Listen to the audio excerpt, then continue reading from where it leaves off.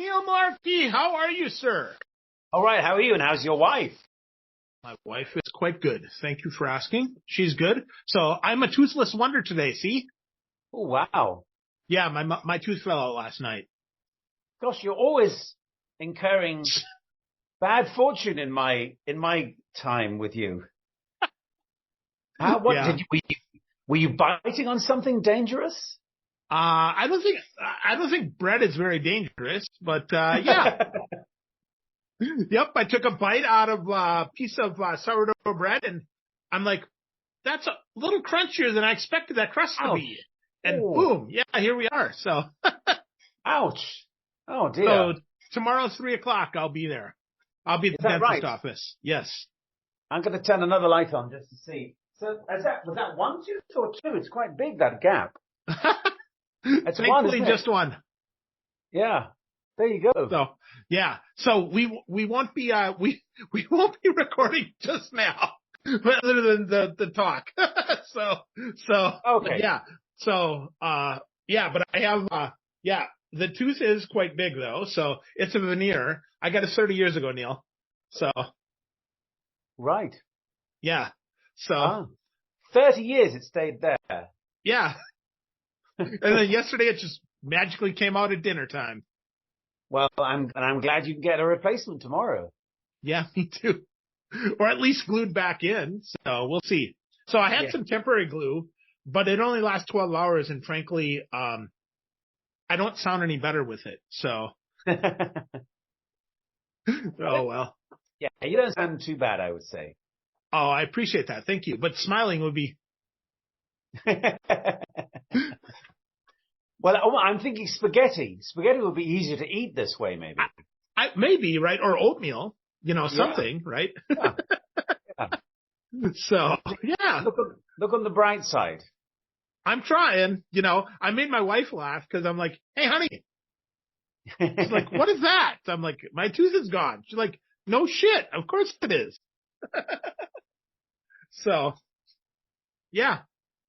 And how's Ohio? Really good. Really good. People are very, very nice here. I'm, not that I expect them to be mean, to be clear, but they're even nicer than I thought they'd be. People are very kind. The weather it's cooler, but not cold. Like it's still October and it's still 80 degrees, which is weird I don't know. I'm from Wisconsin, so this is weird to me anyway. Yeah, Wisconsin's cold. It is. It is. Yeah, I've been to Madison for a long weekend, so there you go. There you go. Yeah, what'd you do there? I interviewed the founder of Provocative Therapy, a man called Frank Farrelly. Yes, exactly. So he was trained as a therapist and social worker, and one afternoon he was in the Mendota State Mental Hospital with one of the clients he'd been seeing for 90 occasions and said, "Oh, shut up. You'll never get out of here." And the guy went, "Yes, I will." And he thought, hang on, that's the first time he's actually been assertive and kind of spoken up for himself.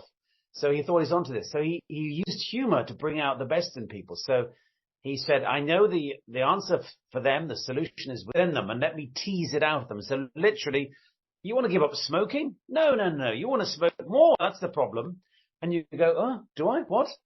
So it's kind of teasing them he says you're holding up a weird hall of mirrors to people to help them bring out the solution perhaps that's within them that they can enact themselves. Wow. That's so interesting. That's like Patch Adams, right? A little bit? Exactly. And you're using humor. You're not just saying, oh, so your life is terrible. It'll go on being terrible. Your mother was terrible. Your father was this. Come back next week. It's kind of saying, confront what's holding you back. And he calls it satirizing your self-limiting beliefs. So, and I use it a lot because if you say something to somebody that kind of you sort of tease them. Of course, nobody likes whatever. You're about to get the sack. And am I? And they kind of say, and of course, you have to tread carefully because what you hope is that everyone says, well, he's not going to get the sack. Of course, that's right. But bring out a little bit of the truth by coming at it obliquely, making outrageous suggestions to people, and then they tell you, well, actually, the truth is this. Because when I'm working with a a group, I'll say, who's the fairy godmother? Who's the stepmother, the evil stepmother, or the new king and stuff like that. And very quickly they'll go, yeah, I can see that unusual way of looking at things actually has more truth than a more conventional way. Sure. Oh, that's so interesting. So, yeah, that's so interesting. Like Paul Sloan talks about lateral thinking. This is oblique thinking. This is interesting. Absolutely. Yeah. It's fascinating because I've seen Frank Farrelly do it, in real life, and you have therapists and coaches watching, and he'll look at the person they recorded, audio, and he'll just give them lots of eye contact, lots of non-verbal reassurance, but sort of tease them. And then you can see at some point when they kind of go, something's been unlocked, where they know, that's what it is. I've been saying this all along, and actually I know the truth was this. Do I really want to give up cigarettes? Yes, I do. But I've been telling myself a certain story that hasn't empowered me to do that. Huh. So how did you get called in to interview him? Well, I was working, I went to a day at the Comedy Store, where the kind of academic research into comedy. So there were sociologists, psychologists, and so forth. But there was also a comedian I knew who was working with a general practitioner and homeopath. And I wrote to them, I said, can I get involved? So we became the Academy of Laughter and Health. And the doctor played me on a cassette, his session with Frank. And where he was complaining about his sister or his mother-in-law or something like that. And it was funny because Frank kept teasing him. Well, of course they don't want to hang out with you. You're a loser. And the person's just laughing. And Brian, who's my friend, he just said, I kind of could see the world more clearly because he was giving me these oblique references, if you like, and not playing the game, but teasing me. And so I wrote this up for a radio idea. Let's look at the beneficial uses of comedy to help people better. Patch Adams being one, is that if you laugh, you're really getting a lot of oxygen there. There's all sorts of endorphins and so forth. So I sent this to my literary agent, and he said, I like this Frank Farrelly guy. Go meet him. So I rang him up, and within 2 minutes he said, you can come and stay with us. I said, well, I might be a serial killer. You can't just invite me. He said, you might be, but I've got a Colt 45. And he had a whole bunch of guns in his house. So I went and I landed via Chicago, landed at Madison, and I was looking around, where's the guy? And there was this guy, looked like Father Christmas, but in a Green Bay Packers outfit. Kind of, are you here? Yeah. Are you him? Yeah. Okay. So, I stayed with him for a long weekend. We just chatted for a while. I took lots of notes. I drove around. I went to look at Madison. I went to the Mendota State Hospital just to have a look, and this is where it happened. He told me about all sorts of stories about, even one time somebody said, I want to commit suicide. He said, do you really? When? Well, this afternoon. Okay, fine. Could I have your cigarettes and your wallet? Because you won't be needing them. And the man was, huh? And of course, this is dangerous. And others were unsure whether this was authentic and ethical. But he had very good results, if you like. People did come out of those moments. Somebody said, I'm Jesus. He said, that's good. I'm God. So how are you, son? And that kind of thing where it's kind of like improv that I do, which is you take one thing somebody gives you, you throw it back to them with a little bit more added. And that's how we create scenes. And so it was very akin to my world, if you like. He said, how do you what qualifies you to do this? And he said, be born Irish. Luckily, I have Irish ancestry. But what he meant by that, he said, you'd have to have open heart chakra and a twinkle in your eye. What he meant by that was, it's not just teasing. It's not just making the person feel uneasy. Because you have a lot of non-verbal, you're really looking at them. He often touched people on the shoulder, on the knee. You can do it sort of thing. Where it was kind of, we knew this was a game. And then he'd stop it and then say, okay, now back to normal. How was it for you, that moment? And they would say, I could feel my voice rising. I was getting a bit angry when you kept telling me that it was my fault that my mother-in-law was an idiot or whatever. And so that was the journey. So I wrote this article, and we didn't sell it in the end, nor the radio idea, but I got very keen, and Frank came to the Netherlands, and I saw him talking to a lot of coaches, and visited a few times. And then there's lots of exercises you can do, which kind of use the techniques, which is sometimes you exaggerate the problem, sometimes you minimize the problem, sometimes research says, anybody called Jeff will never give up smoking. It's written there, and they're having, and again, and they're smiling and going, hang on a minute, my internal logic has told me I will never overcome this problem. And there may be some comfort in that, which is living. I see myself as a victim, and that's great, and I know where I am with that. Whereas Frank was saying, let's confront this. Do you really want to overcome what you identify as the issue? That's cool. That's very interesting. So how did you get started in improv, man? I was doing a show at a small theatre in London, a pub theatre, above a pub, just very low rent, with my friends from the Cambridge Footlights. So this is Cambridge University. Hugh Laurie, Emma Thompson, Stephen Fry, Sacha Baron Cohen, Olivia Colman, Monty Python. There's a long tradition there, and that's what I wanted to do. And I thought that's the way I do it I get a degree as well in economics and social science, just in case. And I can show my parents I've done the right thing, but also this is what I want to do. So we were doing this show, the Cambridge Footlights, and Mike Meyers had just come to England. Didn't know anybody, but his parents are British, so he could work here. So he saw Cambridge Footlights on our poster and knocked on the door and said, can I help? And they said, oh yeah, you can paint the set. You can sell tickets. So I met him. He was selling tickets.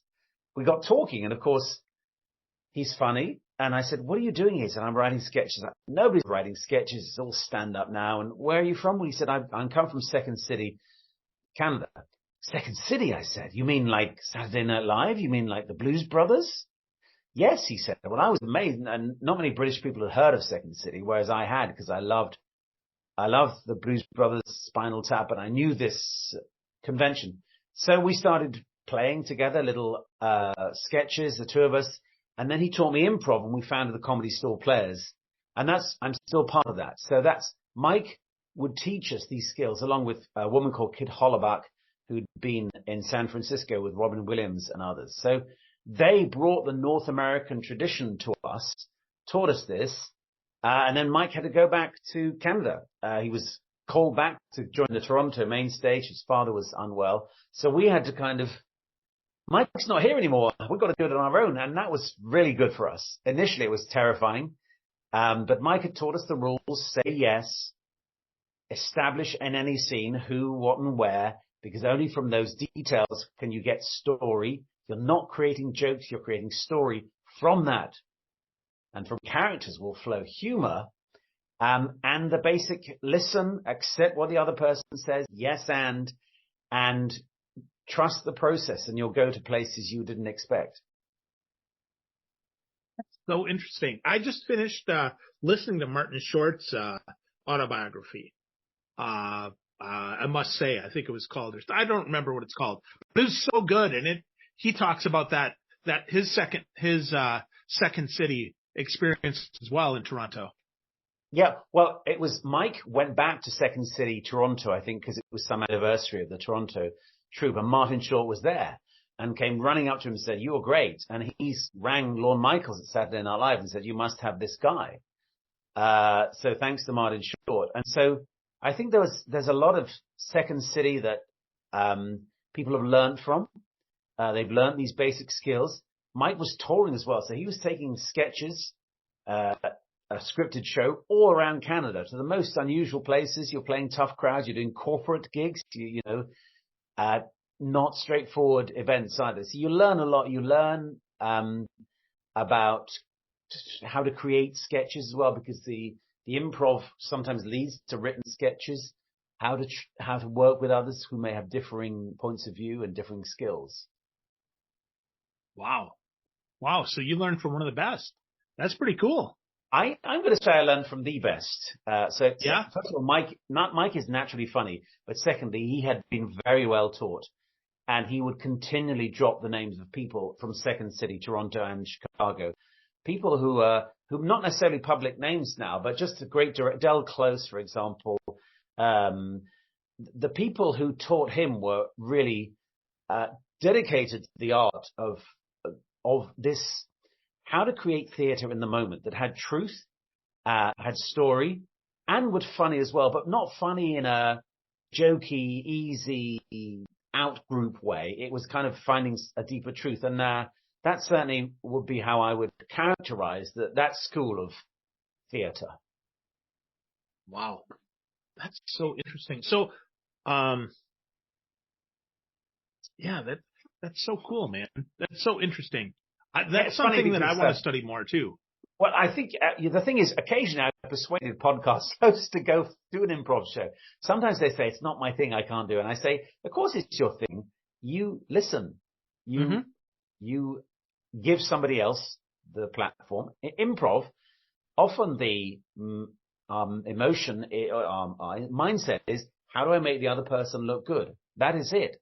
And if you're both doing that, you create a great show, and the audience can see that collaborative endeavor, even though we didn't expect that she was going to say that, or I might say this, but that openness and vulnerability and shared fallibility is counterintuitively really engaging with an audience, that knowing that we're making it up. Quite different from a scripted show, which is the audience goes, wow, that's a great piece of writing. What a great moment of acting that was. Whereas improv is more throwaway, more in the moment. Yeah, that's interesting. Yeah, it will be something I do for sure. So I just have to figure out when. Yeah, being here in Ohio, I'll look around. Maybe I'll go back to Chicago because I'm from Milwaukee. So I've been, I've been to Chicago lots of times, and I have friends that have done that. And I've played comedy sports kind of accidentally, right? I get pulled on stage, stuff like that. So I enjoy that. I like improv. And to your point, I definitely see that podcasting it's all, for me anyway, it's all improv. Like I don't write down 10 questions. I know the first thing, and then I know the last thing, and then we tell the story together. Yeah. And sales is improv. That's right. Isn't it? It's kind of what's their need. Oh, it's not what I expected. It's not the same as that customer. I know I have some good stuff, but let me hear what they see and maybe missing or wanting. Yes, I can see how that is. You're not saying, look, I've got a suitcase of stuff, yes or no. You're kind of trying to work out what they need, when they need it, how you could express that makes sense to them. So sales is definitely improv because it's listening. Yeah. And being present and the whole, body language, leaning in, leaning out, leaning around, straightening glasses, all that stuff. I like leaning around. Tell me more about leaning around. Yeah. Well, so sometimes, right, sometimes people lean in or lean back, but sometimes they move over. Yeah. And they're really thinking differently if you get them to do that, because the in and the out, sometimes that's just rocking, right? But some people, like the full lean in is powerful, but if they're leaning around and they lean, like this, they often unconsciously, they're really shifting their mind, not just their body. Interesting. And a bad salesperson at that point jumps in with a solution. And I think the best salespeople are happy with a pause because there's some reflection going on there. And I don't need to throw my next piece of sales collateral in. I need to just let them digest, reiterate, articulate what it is they're noticing. Yeah. It's a good time to ask a question. Yeah. So what are you thinking, Neil? Like, what's going on there? Yeah. Exactly. And that's when they might tell you, I don't like it, or I don't like this bit of it. Whereas if you're trying to keep telling them why they do like it, now why they should like it, and here's 7 more reasons, I can see that would be counterproductive. Then that's certainly the same thing.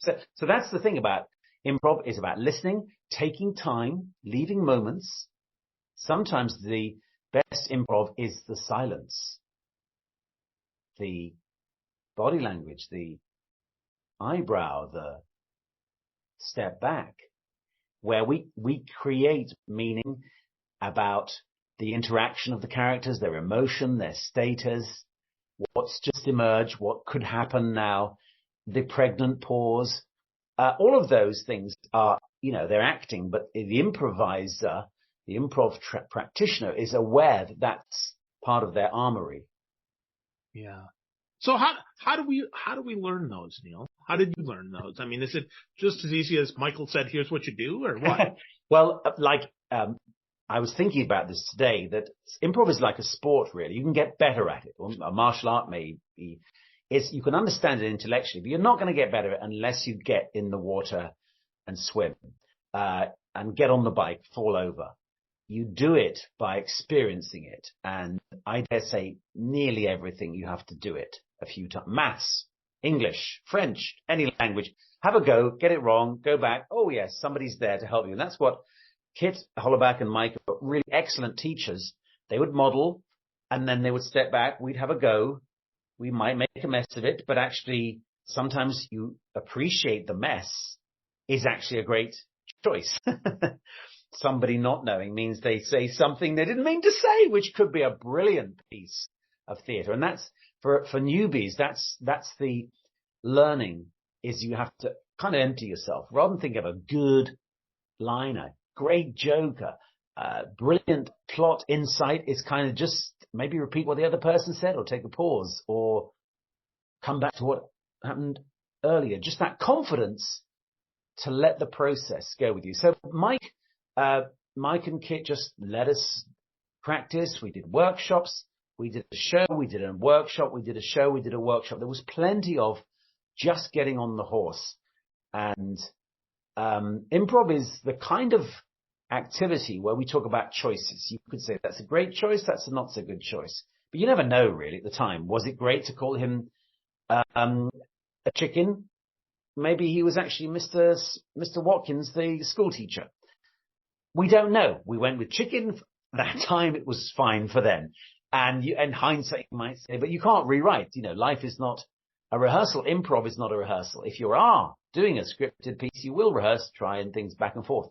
And once you accept that kind of there is no going back, and try and create the positive movement forward, even when she doesn't know what to say, or I'm completely stuck, or I've been called a chicken, I don't want to be a chicken. Hang on, I'm going to be a chicken. I'm going to be the best chicken there was. And I'm going to find out why my chicken likes your chicken, or is scared of your chicken, or who's the fox in the chicken coop. That kind of thing, where you're kind of thinking, how do I make story out of this? So that you learn by doing. Yeah. Well, sales is much the same. You can do as much as role play as you want, but until you actually get a prospect or a client on the phone, very hard to do. Exactly. And you, with improv, Recorded. There's a more complex one, and then there's the performance games. So by the time you get to the performance, you're feeling okay. And certainly the people who've told me about sales, things like when they were very young, junior, they went out with somebody else. They noticed that easy opportunity for a sale, the person didn't take because they were thinking more about the relationship. That it's simple but quite complicated. Listening is hard because I want to say something. And I'm worried about the pause. And I know I've got some great sales stuff in my suitcase, but when do I say it? Or actually, if there is a silence, maybe I do say it. But just sometimes, what are you thinking is a great question, isn't it? So that seems to me that these are both areas, like many, you can only learn by doing. And it's quite nice to be with people who've done it already and see how they might come away saying, oh, I didn't sell there. Oh, I should have said that. Or no, they're tough. But, next year, something may come from that. Yeah. And again, salespeople say to me, sometimes all you're doing is selling the next meeting. That's all. Just let's come back. For example, I work with a lot of management consultants. I work with tech firms. And the initial meeting could be just saying, this is who we are. This is what we do. Next time, I'll bring my data scientists with me. Next time, I'll bring that specialist who knows so much about this world. I wouldn't bring them first time because I want to just unearth what it is that you care about, what you might think the problem is. Turns out the problem isn't what you thought, perhaps, or maybe I need to investigate that with a technical person. But I remember always be closing, and a friend of mine, we came up with always be connecting. That's it. Just make a relate, because this person may not buy now. They may have a friend, they may have a colleague, they may not be in post any longer, and that's definitely how I do my business. I'm just a one-man person, and I've been to some meetings where it seemed to be warm and then it didn't happen. And then a year later, they come back and say, I'm so sorry. Yeah, it was just, there was a change of thing. There was a budget thing. Now here we are, and it's better. Like in theatre, when you go to the Edinburgh Festival or you play fringe theatre off Broadway, there's 7 people in the audience. We say, those are the right 7 people. And I must do it. We must do it for them. We mustn't bemoan the 400 who weren't here. And that's being present. That's being in the moment. And, again, the idea of improv is the offer, because sometimes those 7 people will have such a good time, even better, in terms of energy than the 70 people that may not be as fully satisfied. Depends on the moment. Yeah, the right 7 people. Isn't that all any of us want, right? I'd rather have the right 7 people than the wrong 700 in a lot of cases. Though, I mean, for ticket sales, it's nice to have 700 sales. But ultimately, you want to have the right 700. There you go. And there you go. And that's exactly how, branding and how do you tell the story to those 700 that says this is for you. And there's always the fascinating thing. Do I just say, what do 700 people like versus what do I like, or what do 7 people like? Actually, could the other 693 like it as well? And this is art, I guess, or in any kind of new product, which is trying stuff out. And the aim, I suppose, is to have the 700 people. But I'm always interested in niche products. I always admire also non-niche. I've worked for very big global companies with massive factories selling thousands of product. Unilever, for example, and we have to get this stuff shifted. We have to make it in different territories. People sort of see it as a human right to be able to have some of the personal care stuff they provide. How do we keep that going? And I'm glad I don't have to do it myself. I just have to keep a few hundred people at the Comedy Store every Sunday happy, or people in my workshop, and I'm fine with that. So, but you wrote a book, though, man. You wrote In the Moment, and Yes. The goal there was to reach more people, right? And so, because the book is, in a lot of ways, it's asynchronous, right? I don't have to, I don't have to see you in person in order to pick up a copy of your book and learn from you. Is that why you wrote it, or what was the impetus there? Absolutely. Yeah, absolutely. It was kind of over 25 years I've been thinking about this, and I've been doing it. So that was the point, which is, can I get this stuff into a book such that I don't have to be there to deliver it? And also to kind of validate myself in a way, to say, look, I don't just show up and do improv jokes. I have a thesis. I have a reflexive way of being, which looks at my world of improv and looks at your world of work. And I've been taught by my participants that there are many applications. That's the joy of this is, and I've found academics who have leadership models and stuff. And so it's been fascinating to me to learn how others are talking a similar language to me. I'm talking improv on the stage. And actually, I think listening's helped.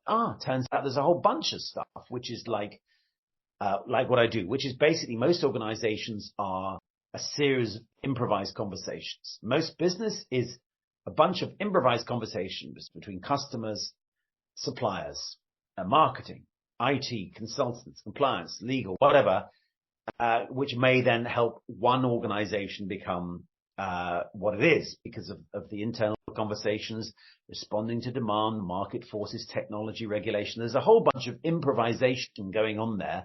So why not learn from people whose job it is to do it on the stage and have a whole protocol of trying to say, yeah, this is what's happening. Let's use it. Let's be consciously aware of what is occurring rather than stick to a script that we wrote, and it may not be applicable in this new environment. So the book really was, it's like we used to talk when I was at university about an essay crisis, which is kind of, you leave it to the last minute. You do it the night before. You do it. I used to get up at 4 a.m. to write for a 9 a.m. deadline. Terrible behavior, really. But I've had this hanging over me, which is when people say to me at the end of a workshop, can I read about this? And now I can say, yes, here you go. This is the thing. These are the chapters. This is one on improv. I explain the thesis. This is the one on leadership. This is the one on creativity. This is the one on storytelling. And I say as well, look, there are times when improv is not the thing. You need to be structured. You need to be prepared. Not least in the world of theatre, I help people with presentation. So get rehearsing. Get your ideas sorted. Have a good start. Have a good close. If you're standing in front of people, they expect you to be prepared. Have a script or bullet points. Know your slides. Don't just look at the slides. Look at your audience. On the other hand, when you're working with a colleague, perhaps who needs some coaching, or it's a sales moment, you want to be a little less scripted. You want to be using the skills of improv. The very worst thing is to try and improvise what should be prepared. Things like agendas for Teams meeting. We've got half an hour, 12 people. We've got 7 things to get through. Don't just say, hey, let's just talk about what we feel like. No, you're wasting people's time if you're not prepared. I've seen very important chief executives do a presentation that was not prepared, that was messy. And I could see the audience going, what's this about? On the other hand, I've seen senior people who've really gone to troubles to create good slides, to be funny, to be entertaining, to be honest. And I'm looking around the audience and I'm thinking, you have just invested 18 months loyalty or created 18 months loyalty in this audience because of what you did in that 15 minutes. They're always going to remember that. And 18 months was just plucked out of nowhere. It could be longer, but it's just that sense of, right, they care about us. Whereas the ill-defined, hello, everybody, I'm the chief executive. I better say stuff. Well, thanks very much. Anyway, let me hand over. That's a negative message. So you need to be prepared, especially in hybrid. We don't want to spend all day on Teams and Zoom. So make agenda, have some side meetings, make sure everyone knows what they've got to say, make sure it's okay that we're going to talk about this. Is this report prepared? Lots of preparation. And that's the thing about sales as well. You don't just show up. Yes, I'm saying you improvise, but you should have some stuff, some materials, some an object, whatever it may be, some useful stories, for example, how this product was used, how it transformed somebody else's life or organization. That's fine. So, but that is the dynamic in life, I would say, in business, which is when do I script, when do I not? And that can change all moment by moment. My chapter on leadership is sometimes leaders got to go, do it by tomorrow. This is where we are. And that kind of directive leading is required. But doing that all the time means people begin to turn off. So you need to think about the improv thing, which is, okay, what are you guys feeling? What would you like to contribute? I don't know the answers. Actually, I know the answers to what happened last year, but the next 10 years, you just out of college, you'll have an idea. So that to me is a dynamic that has to be understood. And too many, shall we say, trainings tend to be about communication as script, strategy as straight lines rather than something more fuzzy, and sales as step 1, step 2, step 3. The steps are helpful. Uncover customer needs. Good. Yada, yada. I've seen some very good sales where they don't just waffle on, how's your family? How's everything? You were there to sell. We all know that. Get to the point authentically. So there we go. That's my book. It's called In the Moment. I have my cake and eat it because I say we create theatre in the moment. And sometimes that impromptu moment with a client, colleague, whatever, 3 seconds in the elevator at the end of a Teams meeting could be crucial. Sometimes, though, you've got to recognize that a moment could be 6 months in your life, a year or 3 years, as you begin to realize maybe you do want to be a leader or you don't want to be doing what you're doing now. And so I've talked about the mind. The mind doesn't remember things in a linear way, as you say, asynchronous. It's kind of I remember that period of my life in like a split second that I had when I was on vacation. It's kind of a story. So there we are. That's my book. It's called In the Moment. It's Build Your Confidence, Communication, and Creativity at Work. We did spend a lot of time saying, should we have the word improv in the title? Because I do talk about improv, but also I talk about structure. And there have been some improv books. I almost called it Yes, But, by the way. Yes, but improv isn't always the answer. Ooh. It's the answer to some stuff and quite a lot of stuff, but not always. That's awesome. That's awesome. Well, folks can get you more at neilmullarkey.com, which is super cool. They can get your book on Amazon, or if they go to koganpage.com and use the code, what is it, Kogan20, I believe? Hold on. Kogan Page 20. Kogan Page 20. Yep. But Kogan, actually, you can find that on my website. Kogan Page 20, right. You get the discount. There was periods where you could get the book and the digital version. They do those little promotions every now and again. But so it's a global, go koganpage.com in the moment. But if you go to the website, Neil Mullarkey, you'll find the special discount code. Awesome. Good stuff, Neil, as expected, my friend. Thank you so much. Thank you for having me. And I want to meet you in real life. When will that happen? I don't know. Hopefully soon. You come to London, I go to Ohio. Oh, okay. How about I'll go to London while you're there and then come to Ohio when I'm here. That'll work for me. Okay. That's a better idea. Thank you. Sure. The recording has stopped. So I didn't plan to do that. We just improv and riffed it and went 30 minutes anyway. Yes, absolutely. So thank you. Out of everybody, Neil, I'm the least surprised that I would do that with you. Absolutely. I wasn't sure where we were going, but I enjoyed going there with you. Yeah, also, when you listen back, I don't think you'll hear your tooth, by the way.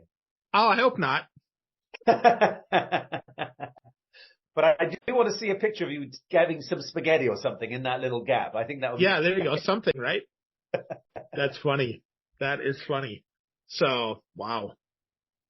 Cool. So, hey, so Speaker Flow, you've been on our list for a long time. What do you know about us? Well, I did a podcast, talking to the guys and they were great. And I just liked the way that Speaker Flow had sort of looked at this as something you can scale. You can use data. It doesn't have to be just,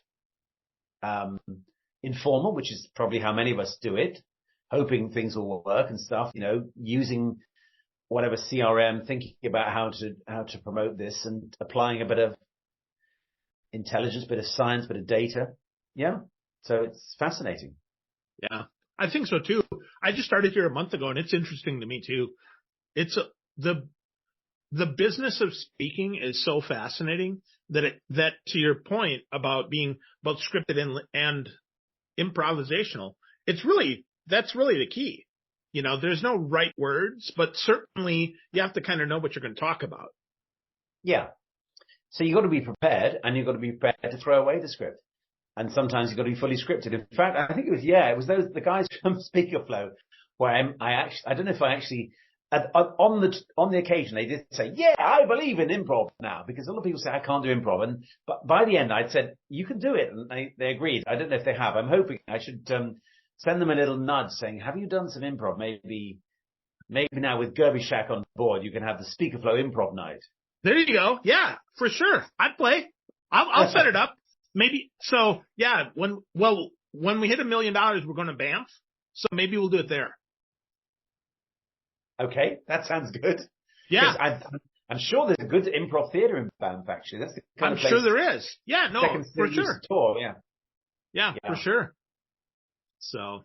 Well, thank you so much. And let me know when this goes out and I'll. I will. I'll see how much I don't think I'm going to edit it. It's funny the way it is, I think. Fine. And say hi to the guys as well. I think we met maybe Christmas 2021 or even something like that. But oh, cool. Yeah. That's cool. I mean, online. Yeah. Online, yeah. But again, I said he must come to London. So yes. Well, I've never been. Funny enough, I've lived in Korea for a year, but I've never been to Europe. My goodness me, that's a shame. But yeah, I agree. That's on purpose. Absolutely. For sure. Okay, well, I hope to meet you then, and good luck with the dentist tomorrow.